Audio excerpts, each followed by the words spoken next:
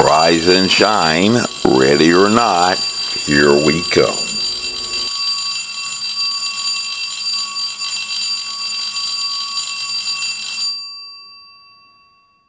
Hello, boys and girls. My name is Major Mike Webb. I'm running for U.S. Congress. But in October 2021, just before the elections and just before the emergence of the Omicron variant of concern in South Africa, Dr. Rochelle Walensky, the CDC director, had observed that this virus isn't stupid. But she added that we can't really predict human behavior, and that human behavior in this pandemic hasn't served us very well. Now, before joining the faculty at the Harvard University Medical School, Dr. Walensky had received her Bachelor of Arts in Biochemistry and Molecular Biology from Washington University in St. Louis, and her MD from Johns Hopkins School of Medicine. And with an academic background like that, one might reasonably expect, even if she says we can't predict human behavior, boys and girls, such a person should find success in the medical profession and in life, because reproducibility and replicability are fundamentally important aspects of the scientific method. And by resolving anomalies to formulate unified theories is how revolutionary paradigmatic shifts in science occur. Just as through natural selection, certain species find themselves, quite coincidentally, far more adapted than others, enabling them to dominate and survive. Or, in the jungle, the strong survive and the weak perish. It's like a science, boys and girls, and you know the science, right? But before we proceed, let's just further illustrate this point regarding natural selections that better enable some to succeed where others fail. As the WHO Director General has stated that we have learned that we underestimate this virus at our own peril.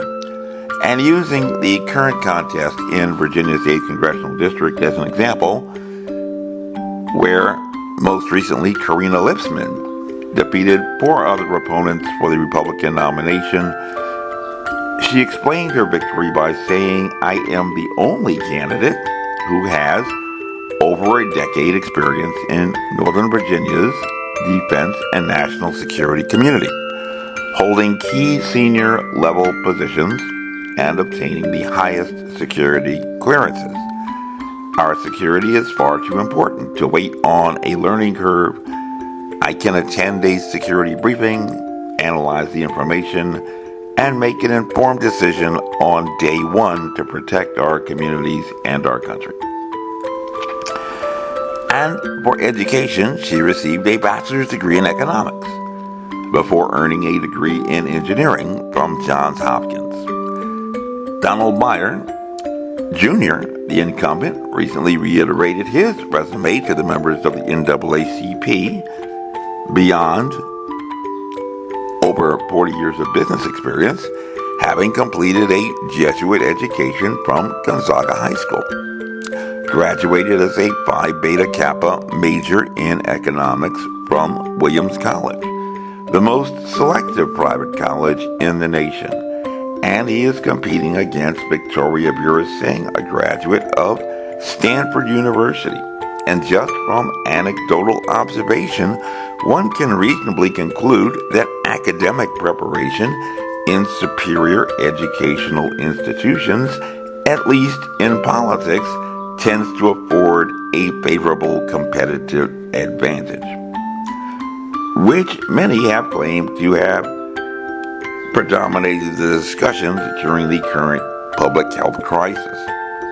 And so, if you are engaged in conversations with these people with superior academic credentials that you may lack, you may feel some evolutionary pressure to just evolve and go along with those who appear to be more intelligent than you. And as Dr. Anthony Fauci, the president's top medical advisor, also a graduate of a Jesuit high school, the elite Regis High School in New York, before attending the College of Holy Cross and receiving his medical degree from Cornell University, had reminded us all just back in March, boys and girls, that this virus has fooled us before. According to Sun Tzu, all warfare is based upon deception. And even Ralph Northam, the nation's only physician serving as a state governor during the current public health crisis, had stated that he was fighting a biological war.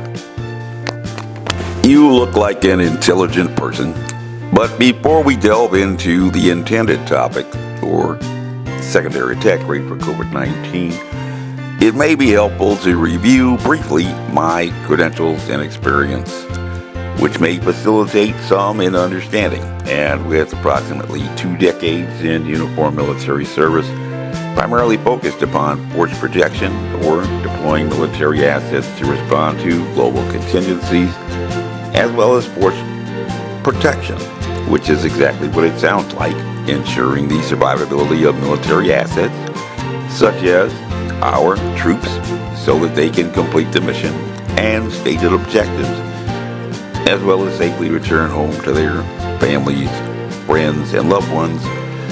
Drawing from that background as a leader involved in planning and execution of various military operations, we often begin the planning process with the preparation and publication of an operations order, a 5-paragraph tool that enables leaders to visualize and comprehend the commander's intent with a definition of success, articulated in quantifiable and measurable terms, leaving no ambiguity.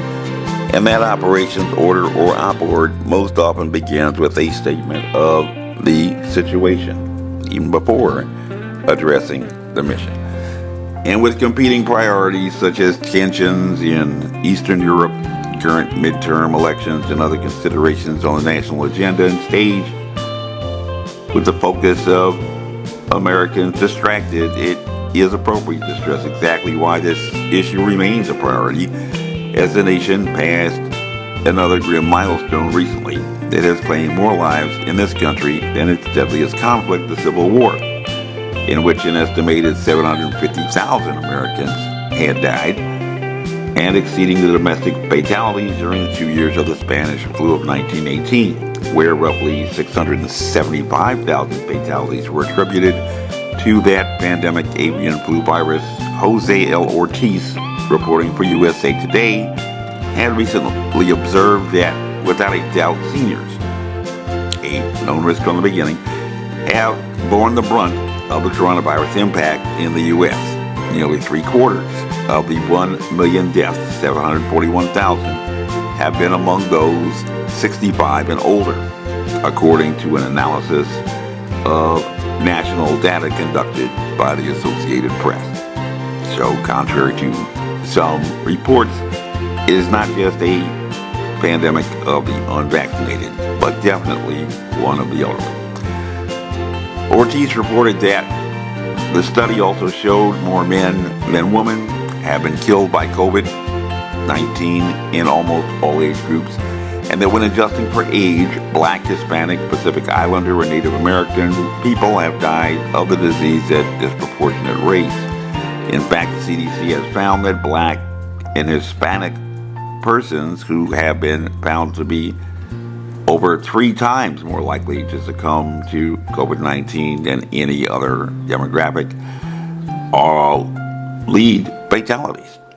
And while at least by proportion, and while at least according to official records, the United States leads the world in fatalities, Ortiz reported that the COVID death rate of nearly 1 in 100 in Hancock County, Georgia, a state in the news most often because of elections and voting, ranks as the fourth highest in the nation, 3.5 times the nation's rate.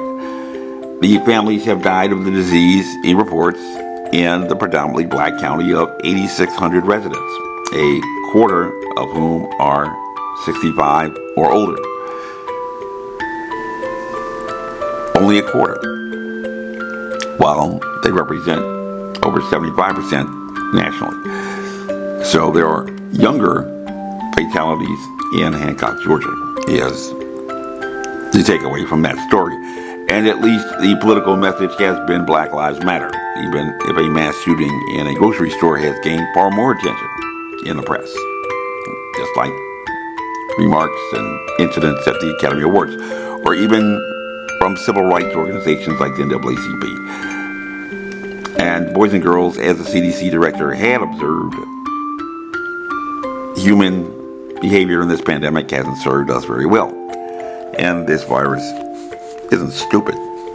Yet many perceive the military as an occupation of last resort, drawing from the least qualified and least intelligent in the population. But the empirical data compiled on the uniformed military population actually belies that commonly held assumption, for it is a fact that while, according to the Council on Foreign Relations, there are about 1.3 million active duty personnel, or less than 0.5% of the entire U.S. population, with an additional 442,000 serving in the reserve component force and another 444,300 members serving in the Army and Air National Guards.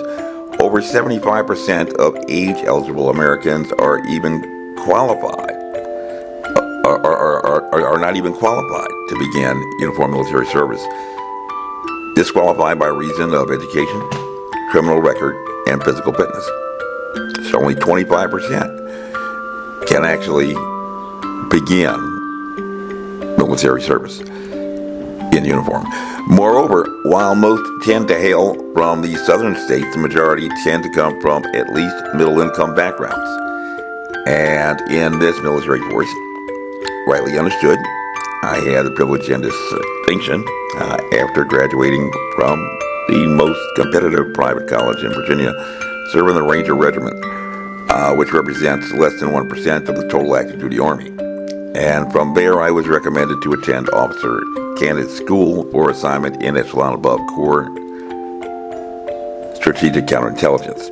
And I had the opportunity there, over 3 decades ago, to war game scenarios like the current public health crisis that a report apparently has even baffled America's scientists.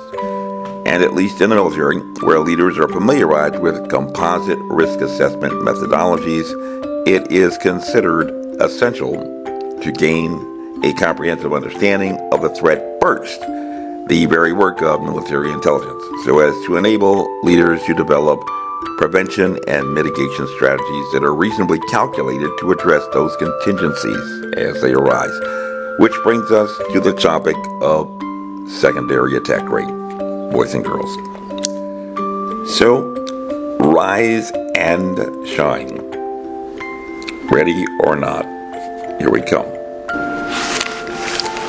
For review, boys and girls, we have spent a considerable amount of time to build a foundation regarding the methodology and process for developing a broader comprehension and understanding of a novel coronavirus that even Dr. Rochelle Walensky has admitted isn't stupid, and that Dr. Anthony Fauci has conceded has managed to fool us before, while human choices in a pandemic have not served us well.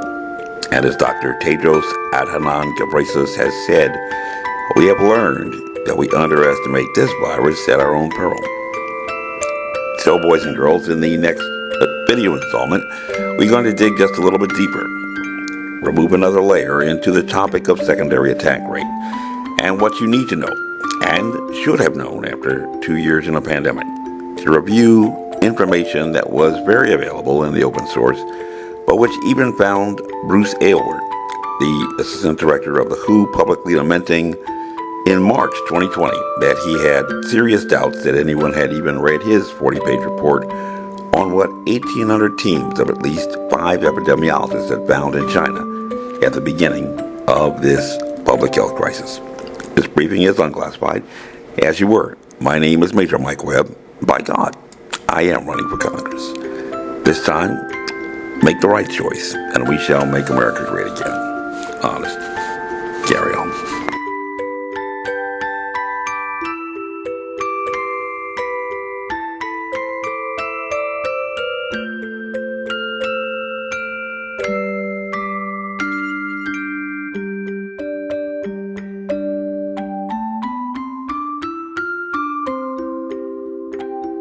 This advertisement was authorized by Mike Webb.